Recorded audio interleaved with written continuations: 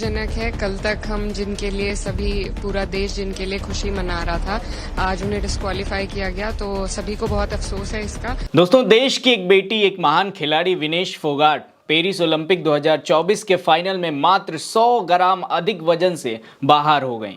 अब उनके 100 ग्राम अधिक वजन के पीछे कोई साजिश है या टीम की लापरवाही, इसको लेकर सपा सांसद इकरा हसन सरकार से जांच की मांग कर रही हैं और मोदी सरकार पर सवाल भी खड़े कर रही हैं।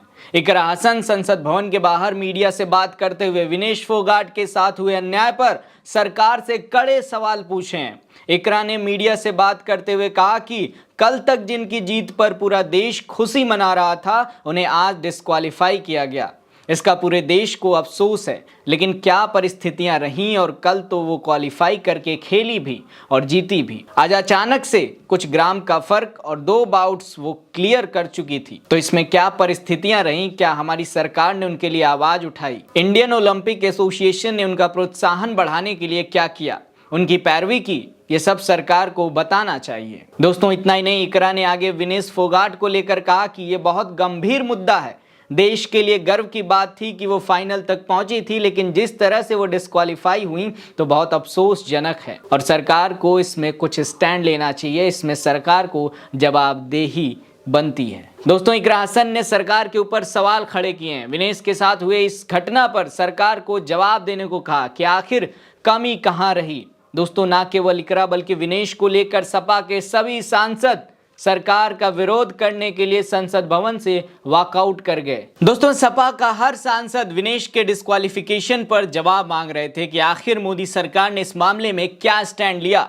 अभी तक खेल मंत्रालय से किसी भी प्रकार की कोई जानकारी सामने क्यों नहीं आई है, जिसको लेकर सपा सांसद संसद भवन से वॉकआउट कर गए।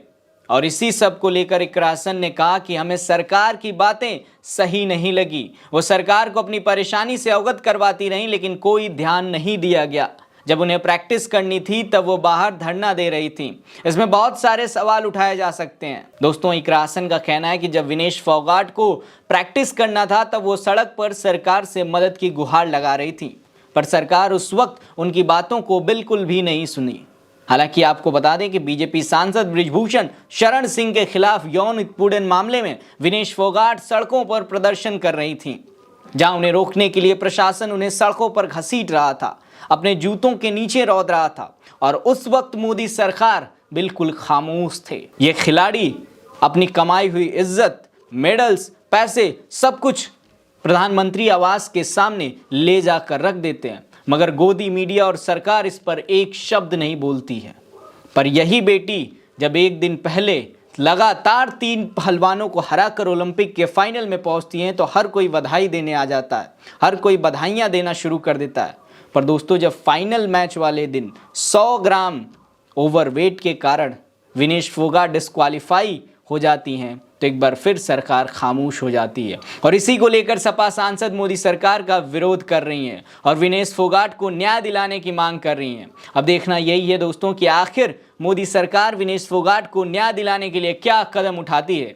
आप अपना जवाब नीचे कमेंट सेक्शन में लिख कर बताइएगा कि आखिर मोदी सरकार विनेश फोगाट को लेकर क्या जवाब देगी। आज के लिए इस वीडियो में इतना ही। मेरा नाम है अरुण चौरसिया। मिलते हैं अगले वीडियो में, तब तक के लिए आप अपना ख्याल रखिएगा। नमस्कार।